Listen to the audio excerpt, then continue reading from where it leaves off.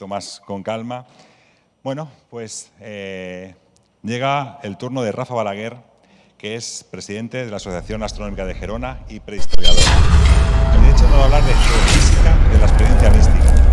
Tengo que decir que tuve la oportunidad hace bien poquito, además ayer tuvimos una conferencia que se habló del caso de la casa de Aberjas, en la cual, bueno, Rafa, es cierto que hizo unas investigaciones dando con unas conclusiones que de alguna forma vienen a decir que hay puntos geomagnéticos en la Tierra que de alguna manera pueden afectar a la persona.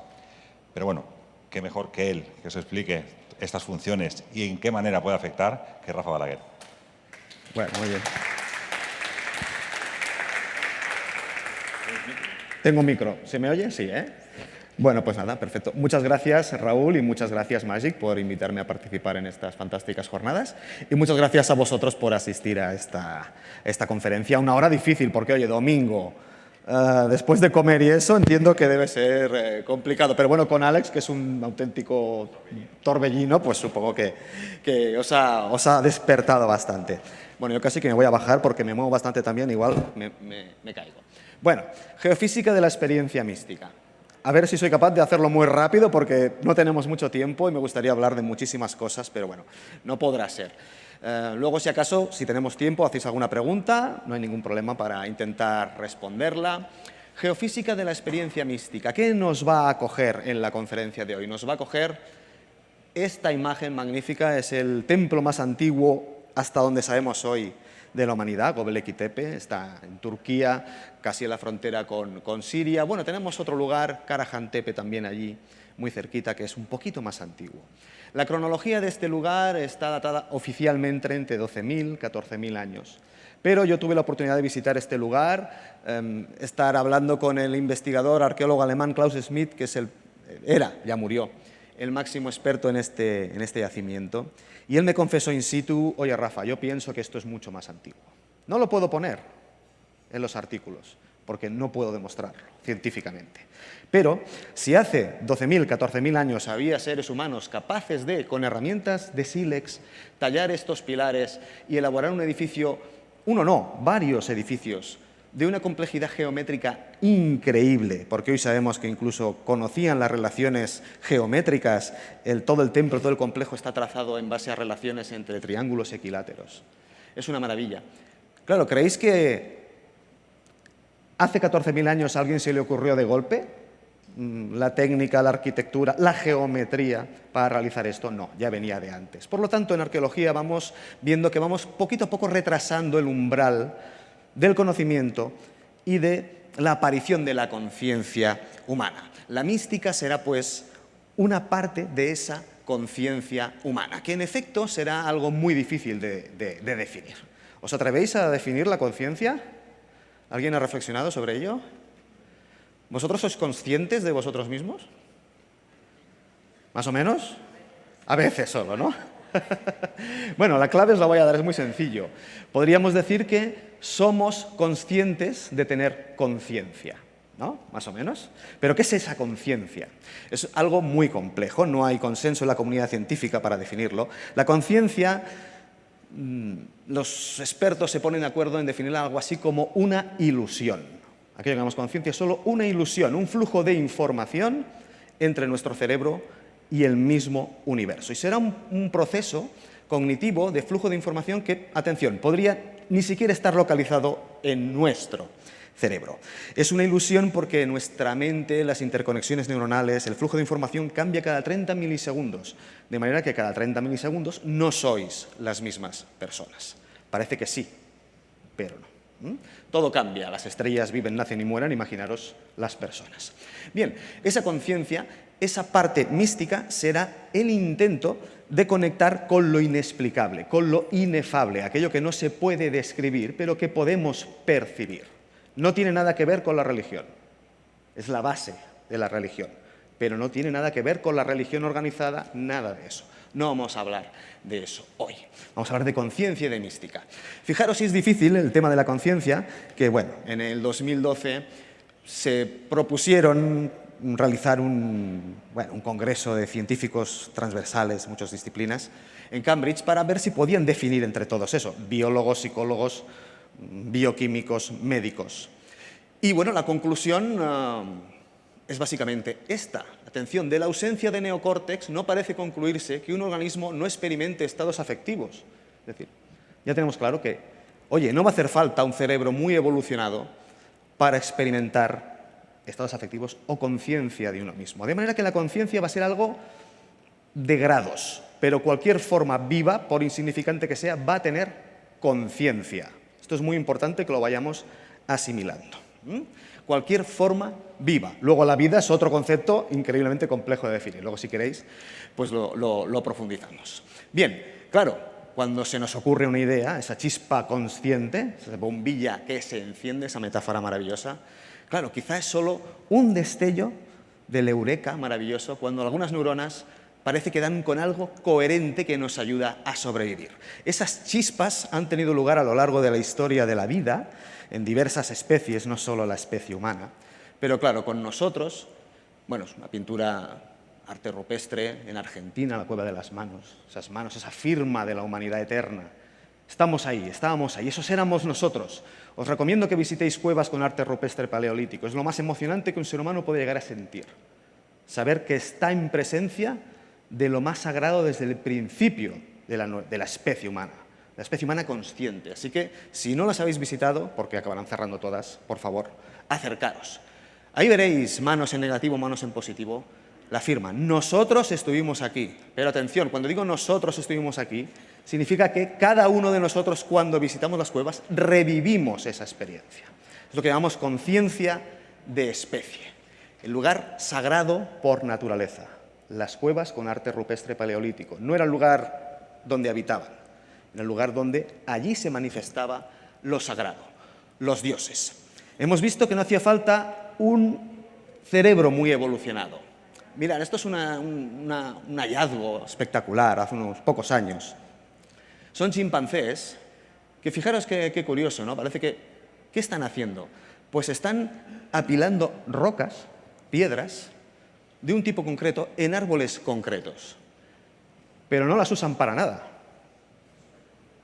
O sea, no las usan para partir frutos secos, para hacer herramientas más evolucionadas.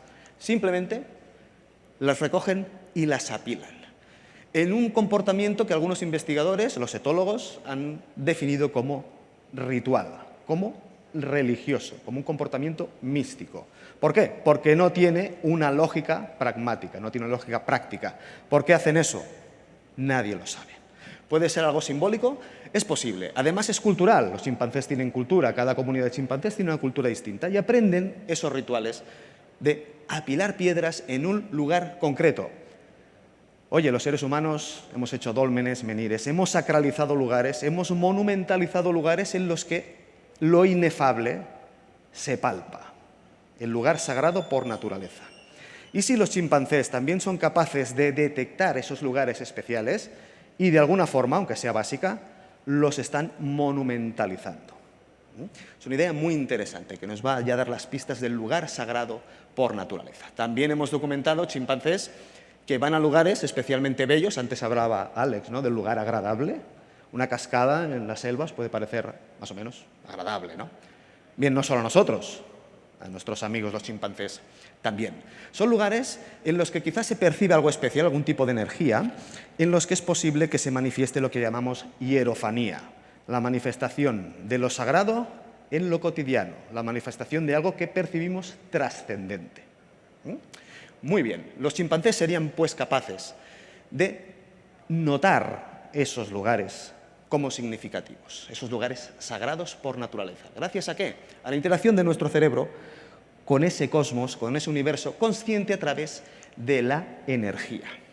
Bien, claro, si los chimpancés son capaces de monumentalizar un lugar concreto poniendo piedras en un árbol, los primates más evolucionados que actualmente habitan el planeta Tierra, que somos nosotros, bueno, entre otras cosas, monumentalizamos el lugar sagrado, el templo, el lugar en donde los dioses, por llamarlo de alguna forma, se manifiestan, aquello que nos supera.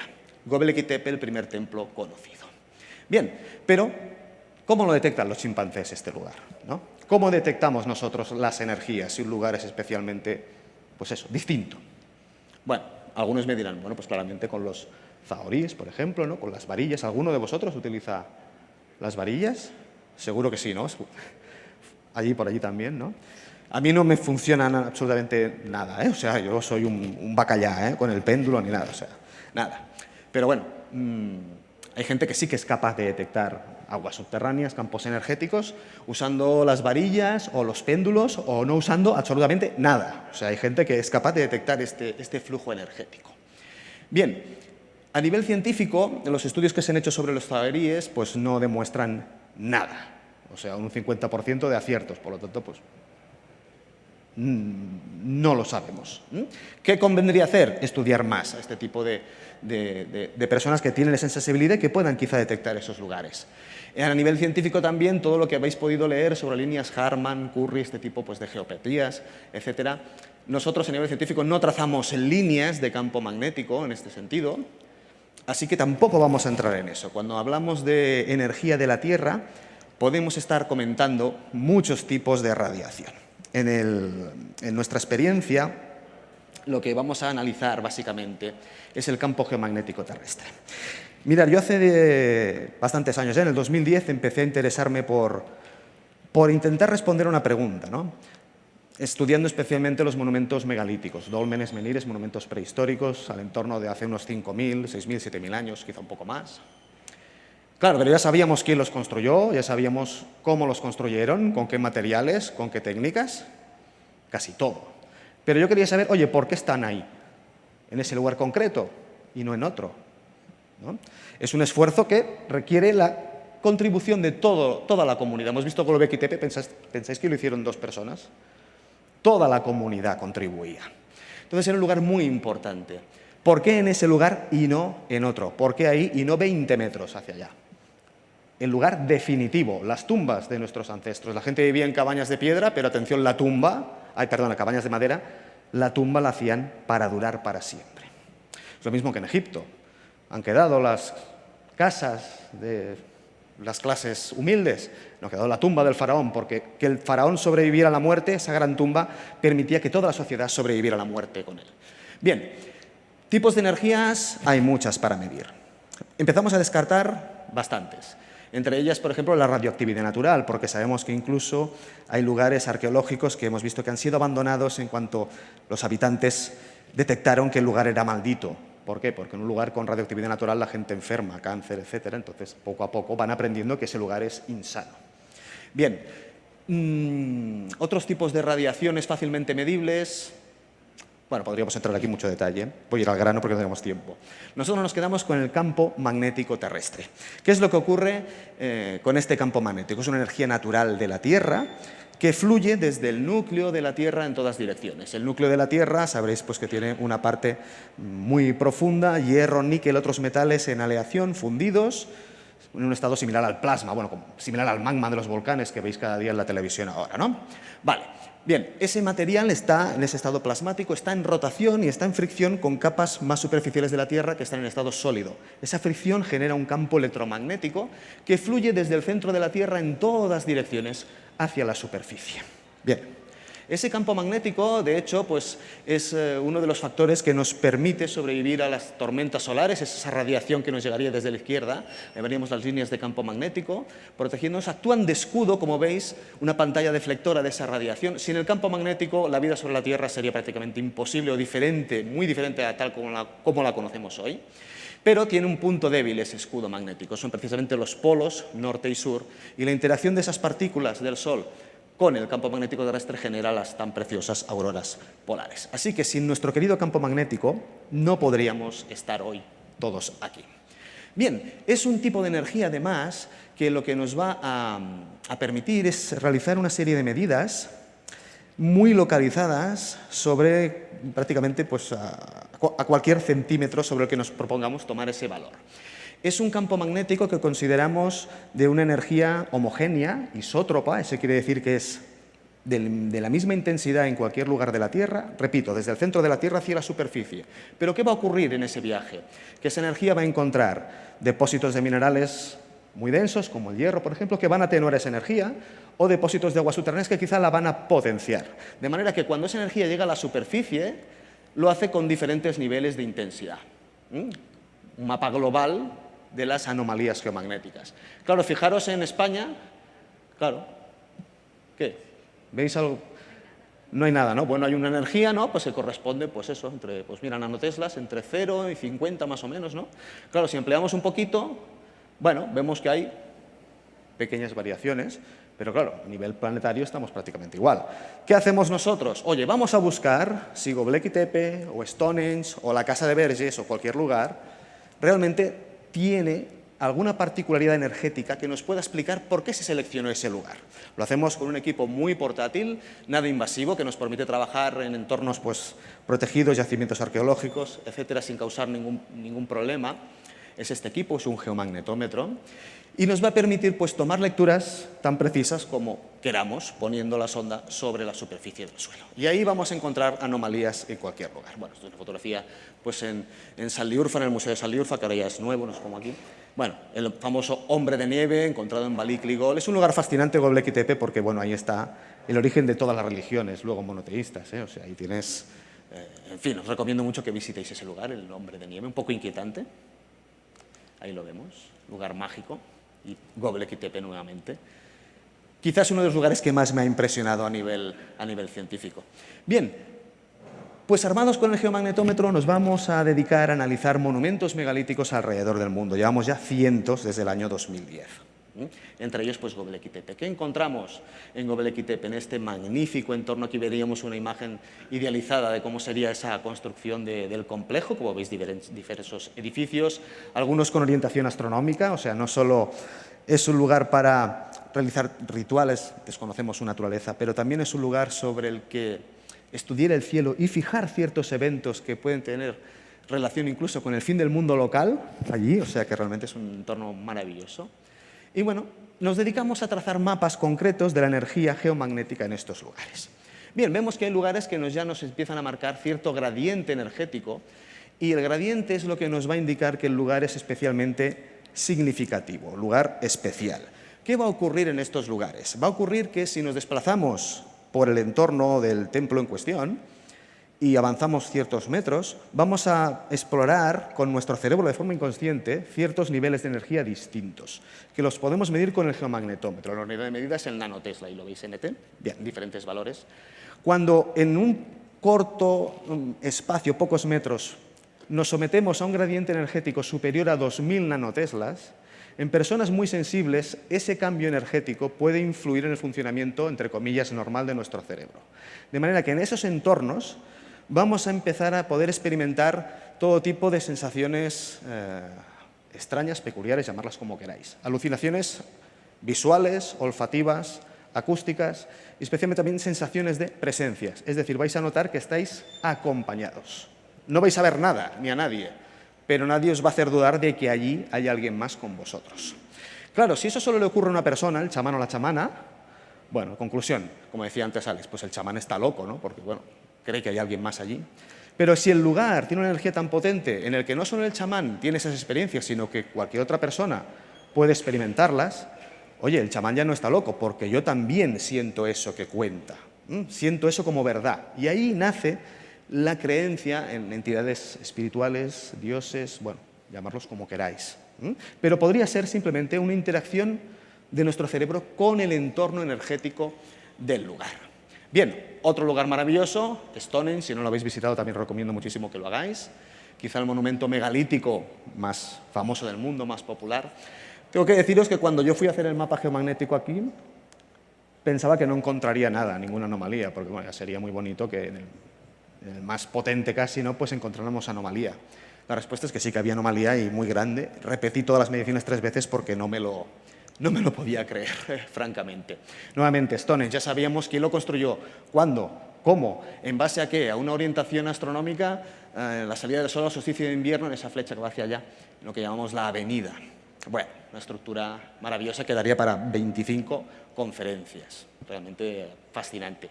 Pero si sabéis dónde está, recordaréis que está en una gran llanura, Salisbury, ahí la tenéis. Bueno, está absolutamente llena de monumentos megalíticos. Stonehenge, ahí lo veis, es ese círculo más o menos centrado allí. Bien, ¿por qué en ese lugar de esa llanura y no en otro? Stonehenge, las piedras, ahora tenemos debate sobre si vinieron de las montañas Preseli, de otro lugar, entre 200 o 20 kilómetros de distancia de allí, en cualquier lugar, las llevaron expresamente desde una distancia grande. Algunos piensan ahora que lo desmontaron de otro lugar y, por lo que sea, aquellos habitantes de la zona migraron, pero se llevaron el monumento con ellos. Bueno, realmente espectacular. ¿Qué ocurre en Stonehenge? ¿Por qué ahí? Bien, pues nos desplazamos para allá con el magnetómetro, pidiendo todos los permisos necesarios, tomando las lecturas. Fue muy interesante porque mi compañero Marqueras y yo hicimos las mediciones a nivel científico, pero llevamos a una amiga, Gemma, que ella, pues de manera independiente, exploró la zona con un péndulo, ¿no? Y al final, oye, ¿habéis encontrado anomalía? Nos dijo nosotros, sí, hemos encontrado una anomalía increíble. Yo también. Oye, ¿dónde? Pues bueno, justo ahí, en la misma roca. O sea, coincidimos. ¿Cómo es el nivel energético en Stonehenge? Pues bueno, ahí lo veis. Yo creo que visualmente se nota. Todo el entorno de Stonehenge está alrededor de unos 35.000 nanoteslas, más o menos, es un valor normal. Pero atención que en esa roca, la veis ahí, esa gran zona en rojo, ahí nos subimos ya hasta unos 50.000 nanoteslas. Es decir, una diferencia de 15.000. Yo os he hablado de una diferencia de 2.000. Pues en un entorno con 15.000, ya no solo las personas sensibles, sino quizá muchas otras personas pueden notar alguna afectación. De manera que, bueno, yo no me lo creía, porque digo, bueno, aquí pues no encontraremos anomalía. La respuesta es que sí, y enorme. ¿Qué puede explicar esa anomalía ahí? Resulta que ahí debajo puede haber un depósito con cierta concentración de titanio, mineral ciertamente, un material ciertamente extraño. Bueno, en cualquier caso, ya sabemos por qué Stonehenge está construido precisamente en ese punto. De hecho, el centro del monumento, fijaros qué bonito, esta cruz, y la anomalía no está aquí. Los escépticos, los críticos me dicen, bueno, claro, pero es que no está centrado. Sí, bueno, claro, pues vete hace 5.000 años a construir el monumento sin un instrumento científico de medida, con las personas que usan las varillas aquí, pues a ver si, oye, me han fallado de 10 metros. Fíjate, me han fallado de 10 metros. Bueno, yo creo que... ¿Vale?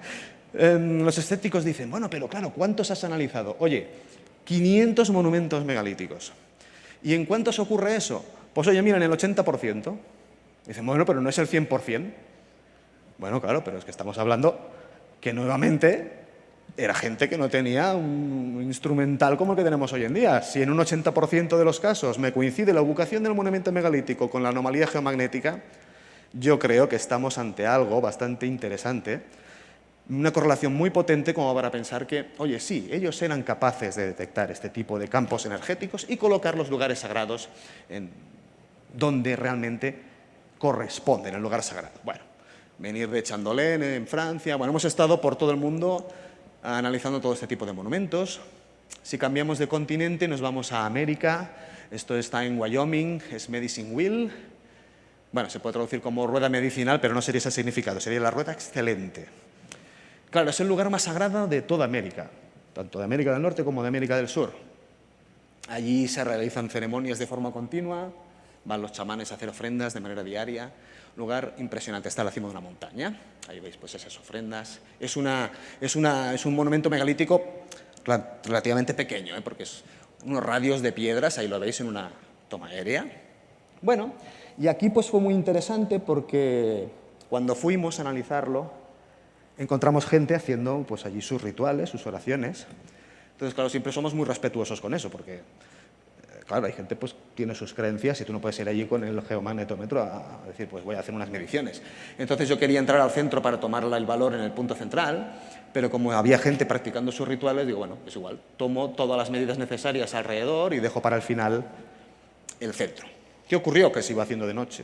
Y bueno, aquí pues o saltamos las cuerdas esas que hemos visto y nos metemos, o al final no tendremos el centro. Pero en ese momento llegó un chamán que parecía muy importante, y efectivamente era un nativo, y le pedimos permiso para entrar, lo entendió perfectamente, sí, sí, perfecto, entrar, lo hacéis. Bueno, pero era decepcionante, porque todas las medidas de alrededor estaban a un valor normal, y pensaba, vaya, será de los del 20% en el que no hay anomalía. ¿Pero qué ocurrió cuando entramos a medir en el centro? Pues bueno, pues ya lo veis.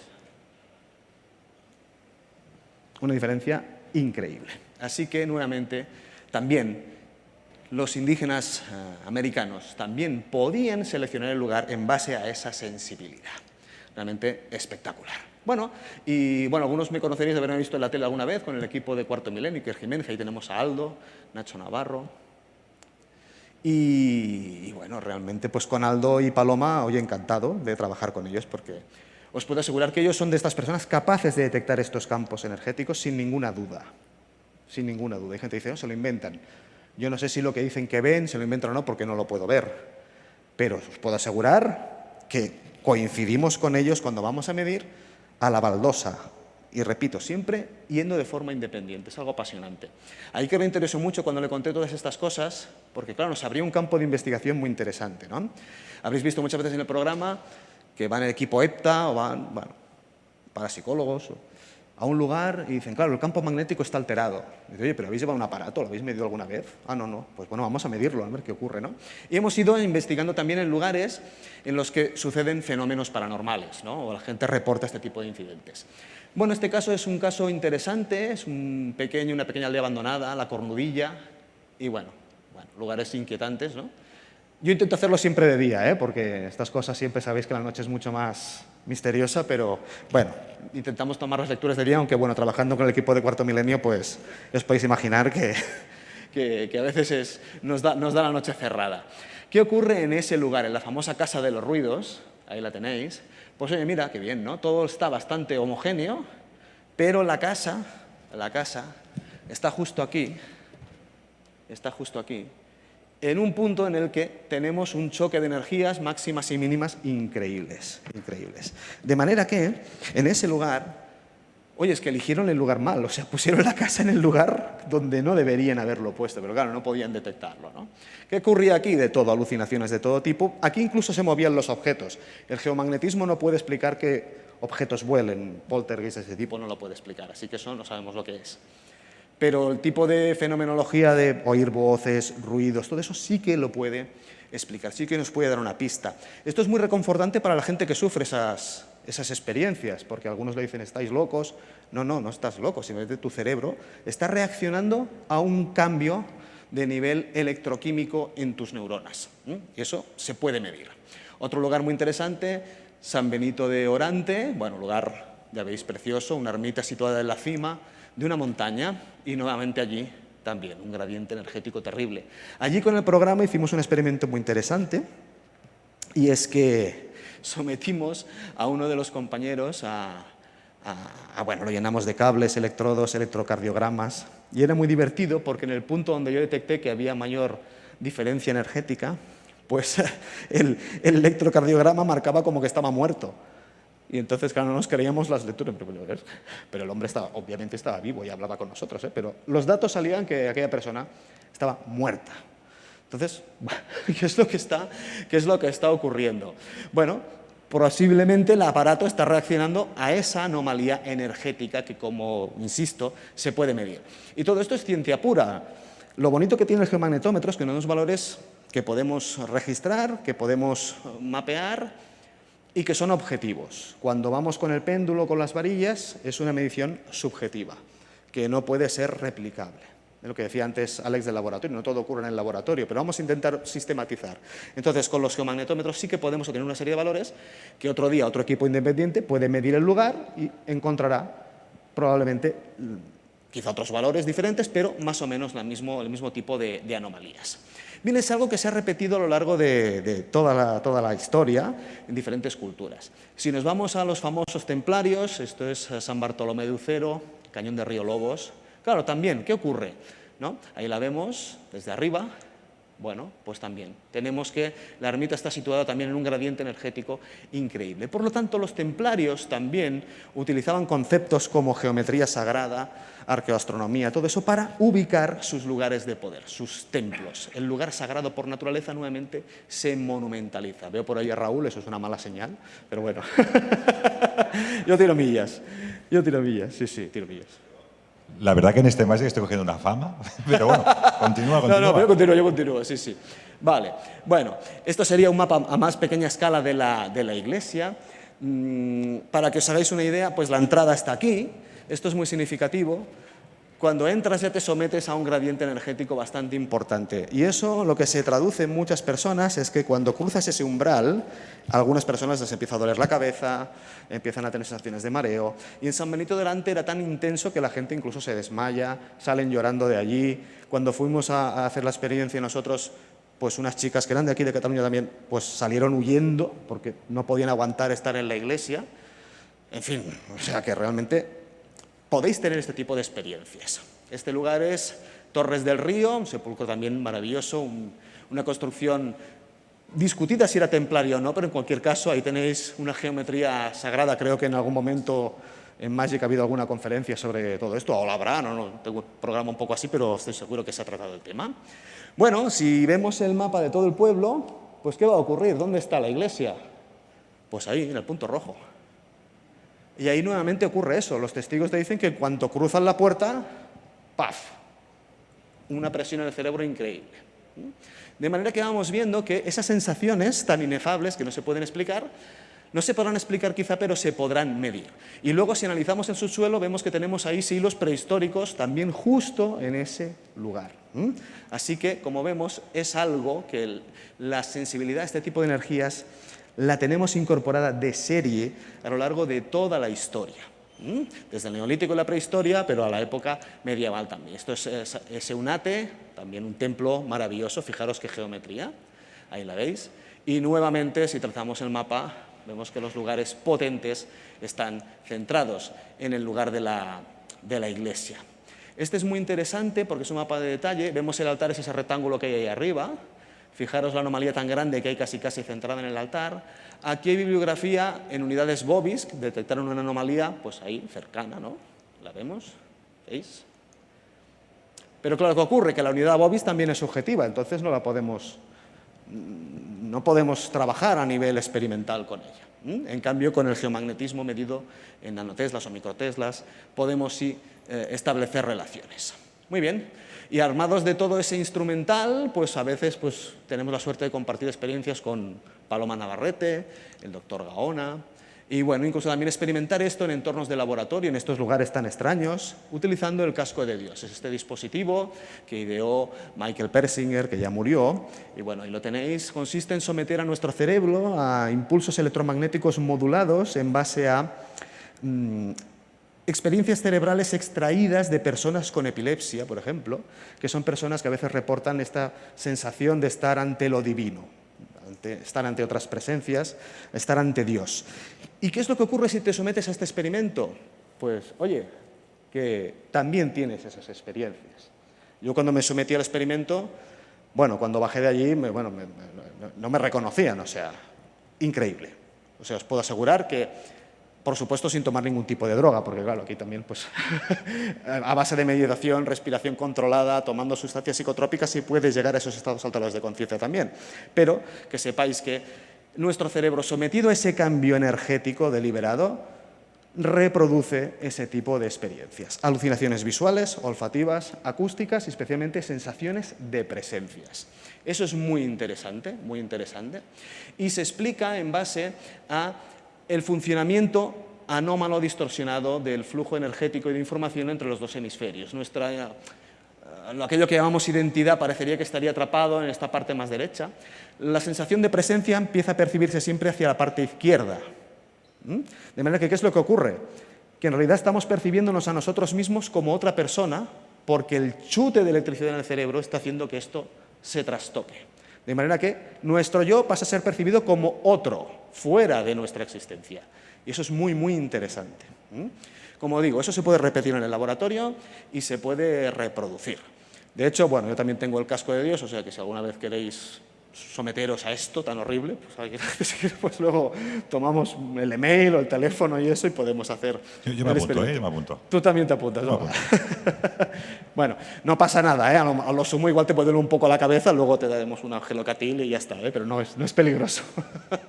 Pero bueno, que es algo que se puede realmente reproducir en el laboratorio. Lo bonito del caso es que este tipo de experiencias se pueden producir en lugares pues, habituales. Un caso reciente que antes comentaba Raúl, pues es precisamente este estudio, esto fue el 18 de junio, bueno, este verano fue, En Verges, aquí cerquita, pues bueno, y tenemos todo el equipo, pues con Marta, Gemma, Raúl y Javier y bueno, el equipo de Cuarto Milenio.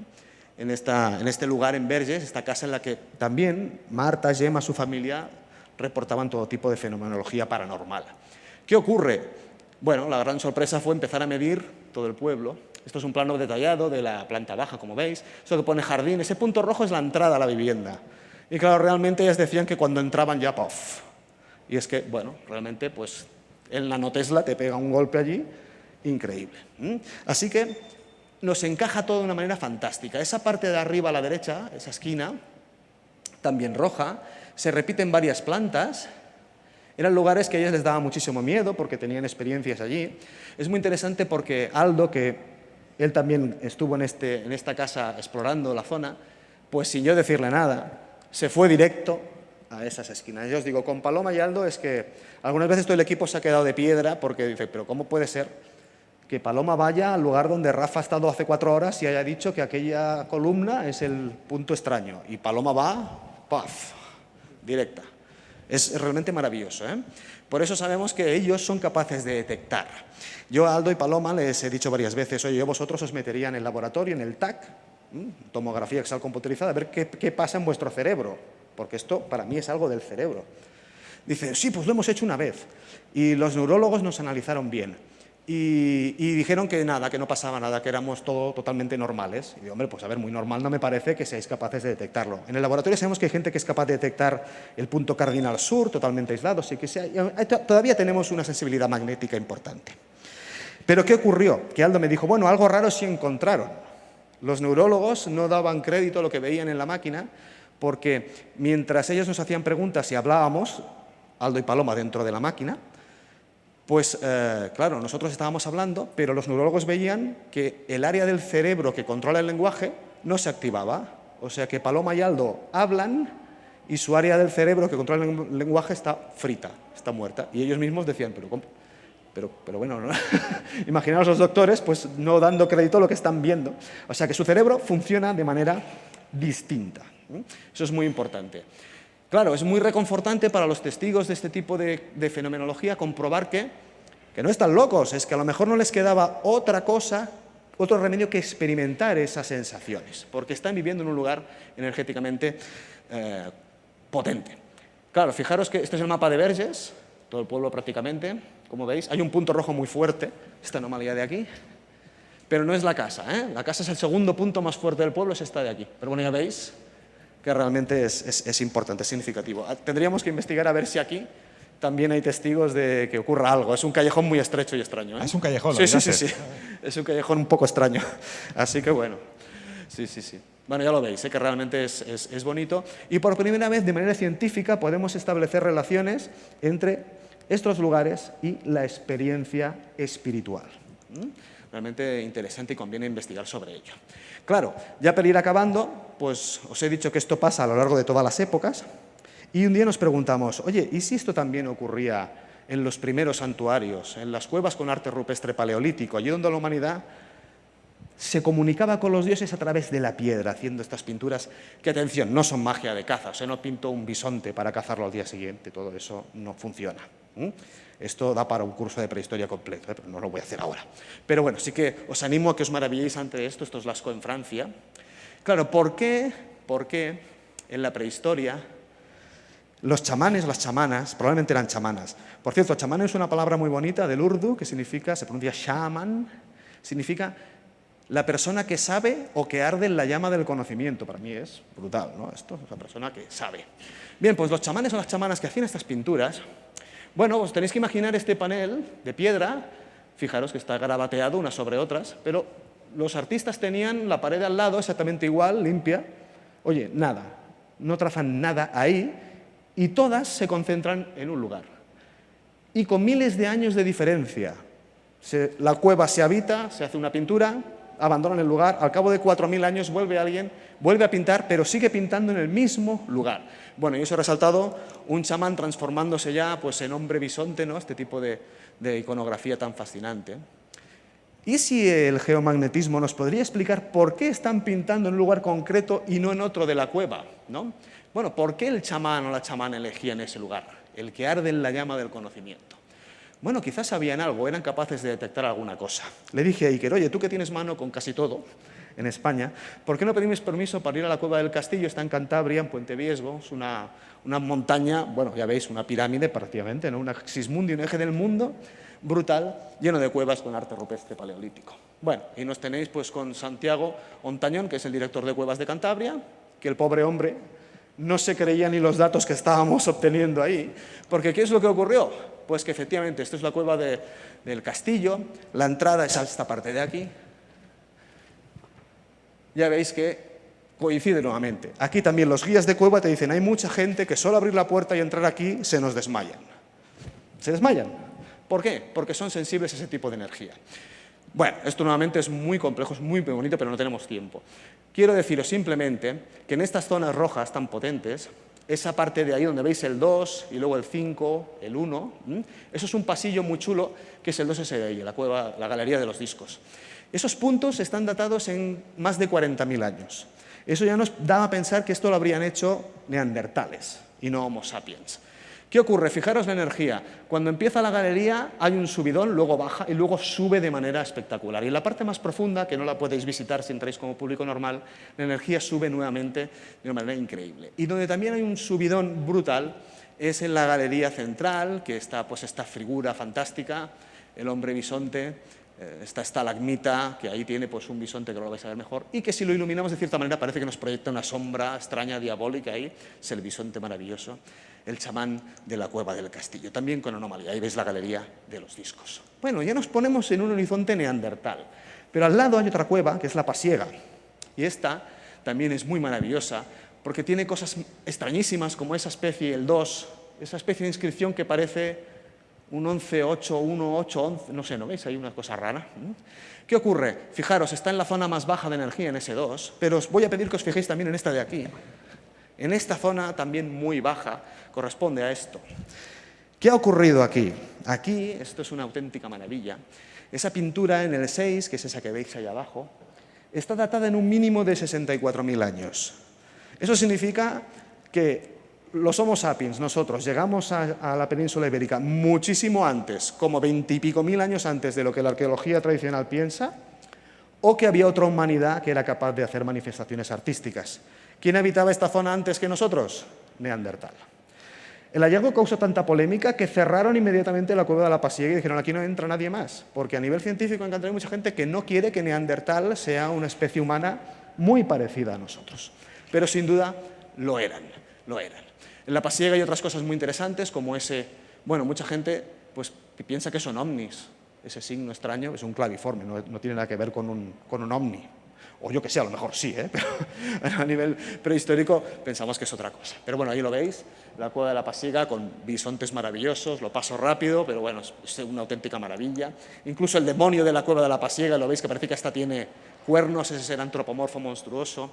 La famosa inscripción, que esa no se pudo datar porque no hay suficiente calcita encima para no dañar la pintura al tomar las mediciones. Pero bueno, donde está la pintura importante es esa que veis ahí en la portada de la revista Science. Pues oye, mira, la mente poniéndose a trabajar. Pero ojo, no nuestra mente, la mente de los neandertales, que eran casi como nosotros. De hecho, es una pena que actualmente la Tierra solo tiene una especie humana, somos nosotros. Es el único momento en el que hemos estado solos los humanos. Ha habido otras humanidades. Claro, ¿qué estamos descubriendo con esto?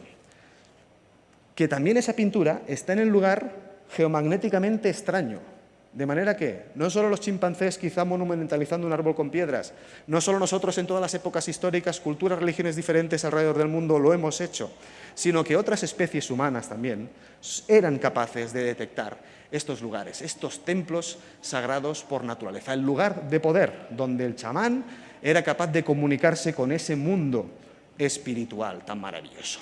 Así que estamos simplemente rasgando esa cortina que nos separa de ese mundo místico que puede estar, oye, en vuestra casa, porque si resulta que vivís en una anomalía geomagnética, a lo mejor no podéis dormir.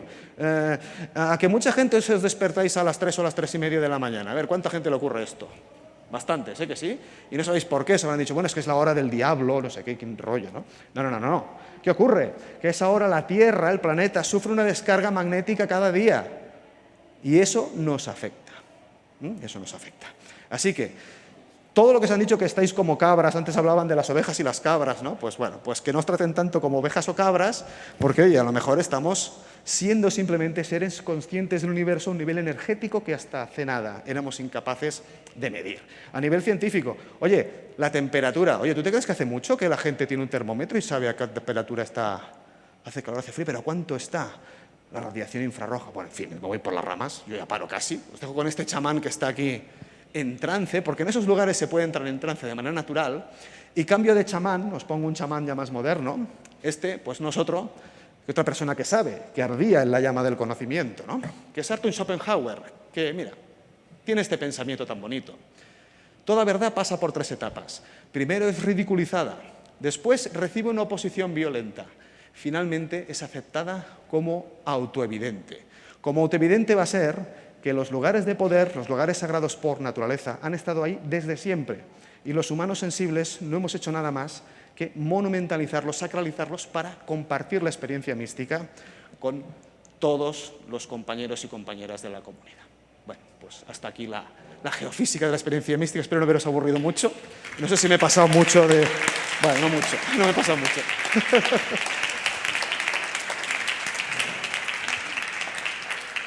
Sabiendo lo que querías expresar, hemos dejado estos minutitos para que acabaras sabiendo que quedaban poquitas. Y bueno, simplemente alguna pregunta en la sala que se quiera hacer a Rafa sobre esta experiencia geofísica de la experiencia mística. ¿Sí? Hacemos, Rafa, una preguntita rápida. Sí, sí, las que queráis, no hay problema. Tengo a Marta en por ahí. Hola, Dime, hola. Gracias por la explicación. A vosotros por estar aquí. Estaba viendo la última cueva donde las pinturas rupestres. ¿Sí? Entonces, ¿tú crees que el ser humano La pasiega. como Dime, que... dime. Vamos a ir viéndola porque así pues nos situamos todos. ¿Tú crees que realmente el ser humano hacía estas marcas como para simbolizar el lugar? ¿O crees que también cuando dibujaba sobre la piedra trataba como de relacionarse con la energía? Si hay tipo de símbolos que magnifican la energía y otros que la hacen disminuir. Si ya desde entonces conocían esas geometrías, los símbolos, como ahora utilizamos mantras y todo esto. Es muy interesante la pregunta y da para, bueno, se ha escrito de todo sobre qué significan estas cosas, qué significan estos símbolos. Yo te diré, hasta donde sabemos hoy, yo como soy un científico siempre digo hasta donde sabemos hoy, porque en ciencia mañana podemos saber otra cosa y todo lo vamos cambiando el paradigma cultural. Hasta donde sabemos hoy en prehistoria, te diré que esto simbología, los puntos que hemos visto en la galería de los discos que son puntos, en otros podemos ver tectiformes que son una especie de redecillas, luego los animales, por supuesto, los monstruos. No son una magia de caza, es decir, no sirven para propiciar que al día siguiente cacemos el bisonte. No es un lenguaje de comunicación al uso, es decir, es un símbolo, pero no tiene un significado real. Son símbolos de un significado abstracto que nos va a relatar un viaje al estado alterado de conciencia. Son símbolos que emulan las emisiones que los chamanes o las chamanas tenían cuando entraban en trance en esas cuevas. ¿Qué es lo que iban viendo? Es una manera de compartir la experiencia chamánica. ¿Por qué? Porque cuando entramos en la cueva santuario, repito, estas pinturas están en las partes más profundas de las cuevas. Las partes externas es donde se habitaba, se hacía el fuego, se cocinaba, se dormía, se elaboraban las herramientas de piedra, etc. Pero estas pinturas no, están en las partes más profundas. En las primeras partes de la cueva, cuando tú te empiezas a adentrar, aparecen a aparecer formas simples, puntos normalmente. Luego, cuando vamos adentrándonos, empiezan a complicarse, empiezan a aparecer zigzags, empiezan a aparecer esas redes, esos tectiformes. Finalmente empiezan a aparecer los animales. Y en la parte más profunda de todas, donde ya solo entran los chamanes y los aprendices de chamán, ahí donde la mente ya está totalmente en otro plano de existencia, ahí se pintan híbridos, se pintan monstruos, se pintan seres humanos ya cambiando a formas animales. Eso es muy bonito, porque lo vemos no solo en el arte rupestre paleolítico en Europa, lo vemos en Australia, lo vemos en Sudamérica, lo vemos alrededor del mundo, la misma estructura, los mismos símbolos, la misma simbología. Pero no es una simbología sagrada, bueno, sí sería una simbología sagrada, pero no en el sentido que tú estás preguntando. Es el viaje al estado alterado de conciencia. ¿Por qué sabemos que eso es así? Porque actualmente en el laboratorio, si sometemos a gente normal y corriente a sustancias psicotrópicas, etcétera, van a empezar a relatar, en base a la profundidad de ese estado alterado de conciencia, que empiezan a ver, oye, los puntos, los zigzags, todo eso exactamente igual como está pintado en las cuevas con arte rupestre paleolítico. Eso es una hipótesis que se llama hipótesis neuropsicológica, que a mí me maravilla y estoy convencido de que es así, porque explica de forma global todo el arte rupestre en todo el planeta Tierra, de manera global. Y eso es único. Esto lo está defendiendo Louis Williams, Jean Klotz. Bueno, hay un libro muy bonito que, si te interesa esto, se llama La mente en la caverna. Y realmente es maravilloso. Pero no es una geometría sagrada que te ayude a entrar en trance. No, están de alguna forma compartiendo, es el PowerPoint del chamán. Está explicando a sus compañeros qué se van a encontrar si tienen esa experiencia trascendente. ¿Por qué lo pintan en la piedra? Porque la piedra es una membrana con el mundo espiritual. Hemos visto antes esas manos. Es que era importante tocar las pinturas. No era solo las pintaban. No, no, no. Era importante pintarlas y tocarlas. Porque eso era una membrana con el mundo donde habitaban los espíritus. Porque en ese estado alterado de conciencia, los espíritus se vuelven reales. Rafa Balaguer, ahora sí que el tiempo se nos echa encima. Muchas gracias por estar aquí. A vosotros. Muy bien. Muchas gracias, de verdad. Y ahora, bueno, en breves minutos, que ya tenemos a Marta preparada, hablaremos del edificio Chiffré y Casas Encantadas. Muchas gracias a todos.